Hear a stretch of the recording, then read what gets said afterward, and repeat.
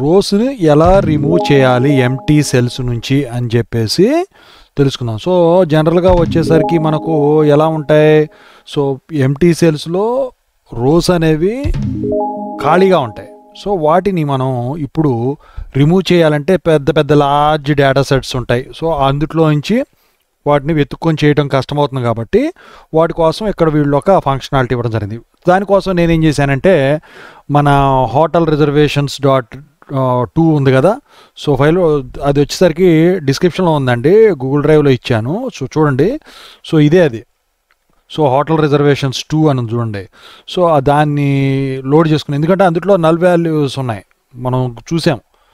So అందులో మీరు గమనించినట్టయితే ఇక్కడ టోటల్ 37,405 రోస్ ఉన్నాయి, కానీ ఇక్కడ 36,275 రోస్ మాత్రమే ఫిల్ అయినాయి, మిగతా అన్నీ ఎంటీయే. సో ఆ ఎంటీ మొత్తం కూడా ఏం చేయాలంటే రిమూవ్ చేయాలి. సో దానికోసం I'm going to use drop ఎన్ఏ.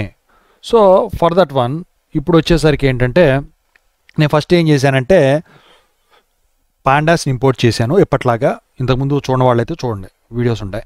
ఆ తర్వాత ఏం చేశాను, డేటాని రీడ్ చేశాను. ఆ తర్వాత ఈ డేటాకి ఇప్పుడు వచ్చేసరికి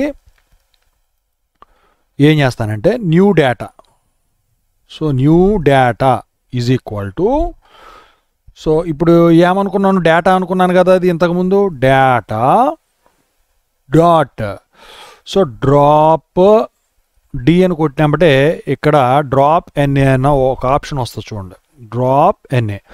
సో దాన్ని డ్రాప్ చేశాను.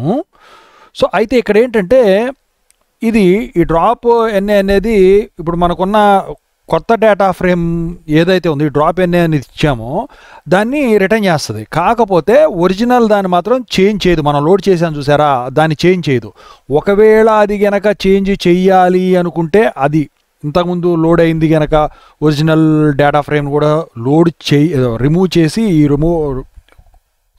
నల్స్తో కొత్తగా ఈ ఫైల్తో రీప్లేస్ చేయాలి అంటే మనం ఏం చేయాలంటే ఇక్కడ డ్రాప్ ఎన్ఏ లోపల in place equal to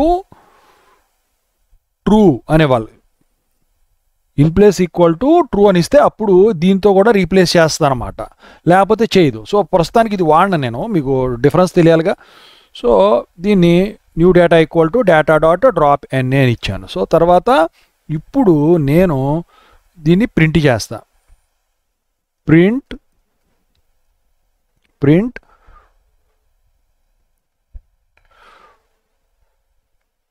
new data dot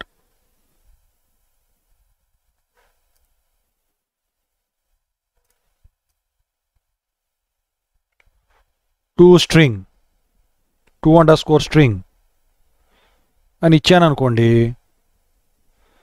so ఇందులో ఉంటుంది _string. సో మొత్తం ప్రింట్ అవ్వాలంటే అయితే స్క్వీజ్ చేస్తలే కానీ నేను మామూలుగా సో లైన్స్ అన్నీ కూడా స్క్వీజ్ చేస్తుంది మొత్తం, ఇక టైం తీసుకుంటుంది అనమాట, ఎందుకంటే డేటా మొత్తం చాలా ఉంది కదా.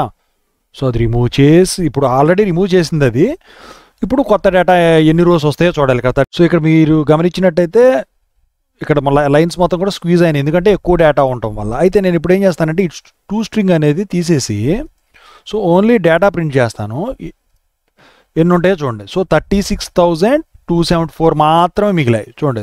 ఇంతకుముందు 37,405 ఉన్నాయి, ఇప్పుడు 36,275 ఉన్నాయి. మీరు గమనించినట్టయితే ఇక్కడ సో ఇంతకుముందు మనం ఫస్ట్ టైము డేటాను లోడ్ చేసినప్పుడు ఇన్ఫో చూసుకున్నాం చూసారా మనం, ఆ ఇన్ఫోలో 36,275 రోస్ ఏవైతే ఉన్నాయో అవి మాత్రమే ఉన్నాయి, మిగతా అన్నీ కూడా ఈ రిమూవ్ చేయడం అయితే జరిగింది. ఫర్ ఎగ్జాంపుల్ ఇప్పుడు డేటా అది ఇన్ఫో తెలుసుకుందాం, దాని గురించి తెలుసుకుంటే ఇప్పుడు న్యూ డేటా కదా, sorry S new data dot info. So చూడండి 36,275 36,275 అవే ఉన్నాయి. సో మనం ఇప్పుడు డ్రాప్ ఎన్ఐ యూస్ చేస్తే కాలమ్స్ ఎంటీకి ఏవైతే ఉన్నాయో రోసు ఆ రోస్ మొత్తం కూడా రిమూవ్ అయిపోతాయి అన్నమాట. సో ఒరిజినల్ డేటా ఫ్రేమ్లో కూడా మనం ఇది చేసుకోవాలనుకుంటే నేను ఇందాక చెప్పాను కదా. సో డ్రాప్ ఎన్ఏ లోపల చూడండి ఇక్కడ మనం వచ్చేసరికి ఇన్ ప్లేస్ మెథడ్ యూజ్ చేయొచ్చు. In place equal to true అని ఇచ్చుకున్నాం అనుకోండి. సో ఇప్పుడు